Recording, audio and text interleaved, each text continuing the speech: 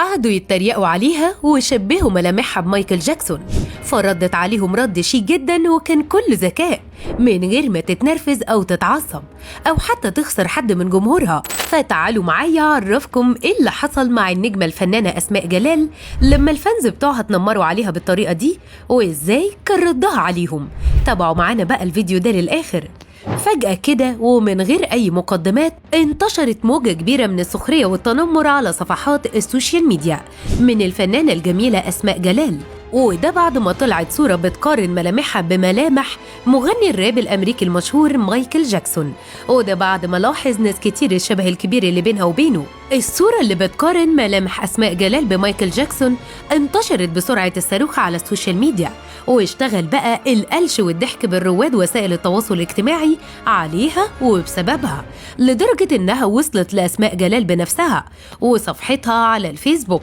الغريب بقى إن أسماء جلال طلعت ذكية جدا وما رضيتش تتضايق أو تنفعل أو تاخد أي رد فعل يخليها تخسر الجمهور بتاعها، بالعكس تماما دي مشيت مع الموجة واتعاملت مع الموضوع بضحك وسخرية، وكمان عجبتها الصورة بتاعتها اللي بتقارن بينها وبين مايكل جاكسون. وعشان تثبت أسماء جلال إنها مش متضايقة من اللي حصل والقلش كمان على شكلها اللي فيه شبه كبير من مايكل جاكسون، راحت واخدة الصورة دي اللي انتشرت على الفيسبوك وحطتها صورة شخصية للبروفايل بتاعها، وكمان كتبت عليها تعليق وقالت مش عارفة مين اللي عمل الصورة دي لكنها جميلة وبحبها، وكمان راحت حطتها على الانستجرام بتاعها. وطبعا معظم الناس على صفحتها عجبهم التصرف الذكي جدا ده منها، فعلق واحد من الفانز بتوعها وقال والله انك فعلا ذكية يا أسماء وما تعصبتيش من اللي اتعمل معاكي، وكان هدفه يستفزك عشان تخسري الجمهور بتاعك، شابوه بجد يا نجمة. بعدها بقى راحت بنت تانية من الفانز علقت على اللي حصل معاها وقالت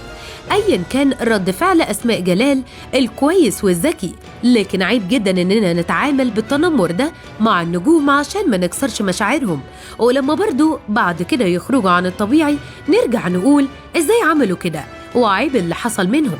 الفنانة أسماء جلال اتولدت في محافظة القاهرة سنة 1995 وحصلت على بكالوريوس الإعلام، وبدأت كمان نشاطها في التمثيل سنة 2017، وكان أول ظهور وعمل ليها هو مسلسل الأب الروحي واللي لعبت فيه دور بنت صعيدية منفصلة اسمها حياة، وكانت كمان بداية أسماء جلال الحقيقية كموديل المحجبات، ونشاطها كان مركز على تسويق كل اللي يهم الست المحجبة من ملابس واسعة وطرح ومكياج، وكانت كمان بتعمل ده لحساب مجموعة من المتاجر المتخصصة في لبس المحجبات، لكنها كان عندها طموح كبير من وهي في الجامعة إنها تبقى فنانة، لكن بقى أسرتها كانت رافضة تماما الموضوع ده وخصوصا والدتها، بس أبوها كان بيحاول يساعدها لحد ما نجحت في تحقيق حلمها وبقت فعلا نجمة مشهورة. وفي النهاية بقى قولوا لنا انتوا كمان رأيكم، تفتكروا هل حملة التريقة على أسماء جلال دي وتشبيهها بمايكل جاكسون